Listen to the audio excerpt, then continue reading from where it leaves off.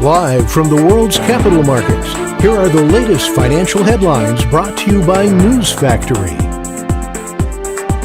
Hello and welcome to Thursday's Daily Financial Digest. And here's what's making the headlines in the markets today. The Bitcoin dollar pair dove 15.5% in the last session. The stochastic indicator is giving a negative signal. The euro-dollar pair dropped 0.7% in the last session. The ROC is giving a negative signal. The pound-dollar pair dove 1.6% in the last session. The RSI is giving a negative signal. The Aussie-dollar pair dove 1.1% in the last session. The ROC is giving a negative signal. And now let's hear what our chief analyst picked up for us today. ExxonMobil said it had isolated a unit at its 270,000 barrel per day Fawley oil refinery in southern England following an incident that led to gas flaring on Tuesday. Ithaca Energy made a lackluster debut in London as the North Sea oil and gas producer defied volatile markets with Britain's largest initial public offering of 2022.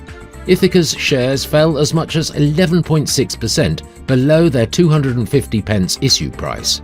Crypto custody firm Copper has arranged $500 million of insurance cover for digital assets in cold storage, one of the biggest arrangements in the industry. The cover was organised by Aon, the largest UK insurer by market cap. Those were today's major economic events. And now, moving on to world financial headlines. Finland's industrial output will be released at 0600 hours GMT. The US Consumer Price Index core at 1330 GMT. The Austrian industrial production at 0800 hours GMT.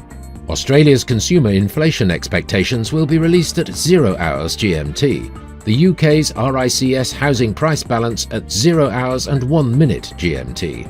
The US Consumer Price Index at 1330 GMT. We hope that you've enjoyed Thursday's Market Outlook. On behalf of all of us here, we wish you a productive trading day.